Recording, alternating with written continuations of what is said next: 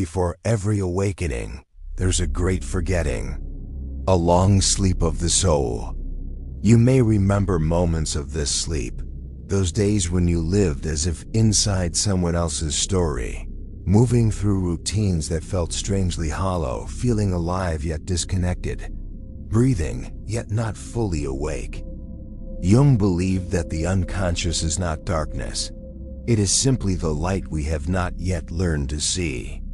In this stage, life feels ordinary on the surface, but internally, something is missing, as if a door exists inside you that you cannot yet locate.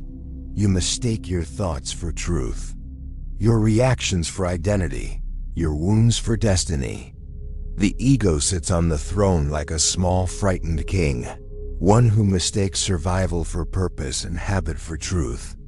You walk through days that blur into one another, responding to old triggers, repeating ancient patterns, living the same emotional cycles as though they were fate. But even in this long sleep, something stirs beneath the surface. A restlessness, a pulse, a soft, aching question. Is this really who I am? This question is the first crack in the shell, the first tremor of dawn, the silent calling of the self, your deeper, wiser, eternal center, whispering from the place where truth has always lived. This stage feels like confusion, longing, irritation, numbness, but beneath it all is a single truth. You are being prepared.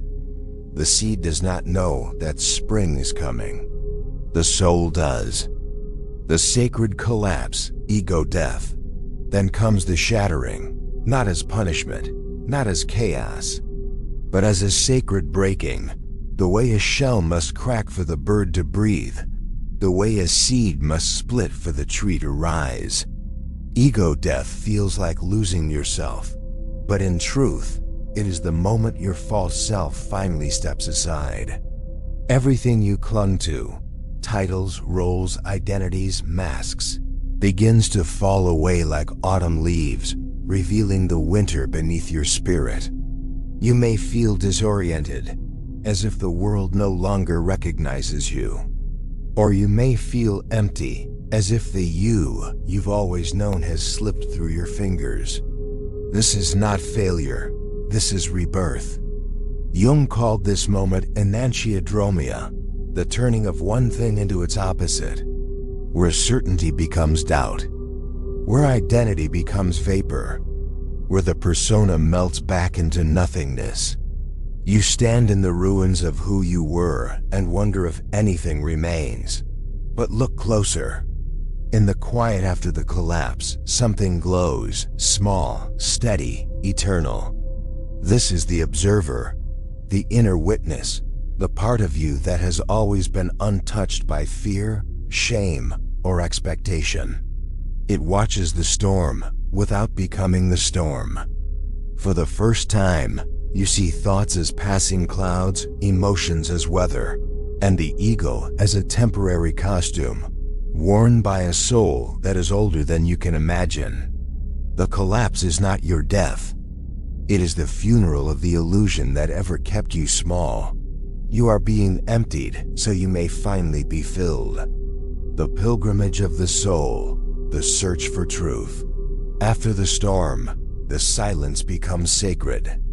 A hunger awakens, not for achievement, not for validation, but for truth. This is when your life becomes a pilgrimage. You search, not because you are lost, but because something inside you remembers that you were born for meaning. Books find you, teachers appear. Dreams speak in symbols. Synchronicities multiply like constellations. Reality begins to feel scripted, as though something unseen is stitching messages into your days. You ask new questions, the kind that make the soul tremble. Who am I beneath all my stories? What does my suffering mean? What is the self? What is God? Why am I here? And instead of fear, these questions bring a strange, luminous peace. You meet your archetypes, your shadow, your inner child. your inner masculine or feminine, your wise elder. They rise from the depths like ancient companions, offering truths you once abandoned. Your inner world becomes a landscape full of symbols, signs, and buried memories. And the more you explore, the more you realize your psyche is not a prison.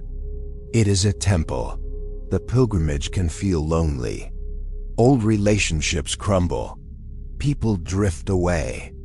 But this loneliness is not emptiness, it is spaciousness. You are clearing room for the person you are becoming. The birth of the authentic self. Then comes the moment you feel something rising within you. Not like a thought, not like an emotion, but like a birth.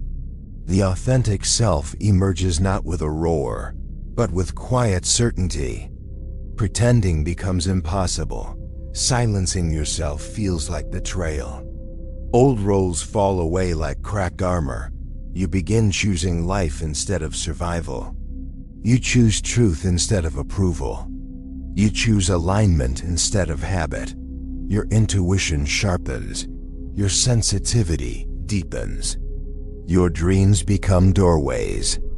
Your body becomes an instrument of knowing. There are still emotions, but now they carry messages. There are still wounds, but now they are gateways. There are still shadows, but now they lead you inward instead of backward. This stage is turbulent, yes, but not chaotic. It is the reorganization of a soul that finally remembers its shape. You begin to feel yourself rooting into your own life as though returning to sacred ground. What falls away was never yours. What remains is unbreakable. The life of alignment, rebirth. This final stage is not perfection, it is resonance. A life in which your inner truth and your outer choices finally speak the same language. You begin to live with a soft, steady courage, not because life is easy, but because you have descended into darkness and returned carrying light. You forgive not because they deserve it, but because the weight is no longer yours. You love not out of longing, but out of overflow. You trust not blindly, but with the wisdom of someone who has walked through their own fire and found a deeper self on the other side. Your connection to the world transforms. The sky feels closer. Nature feels alive. Silence feels full.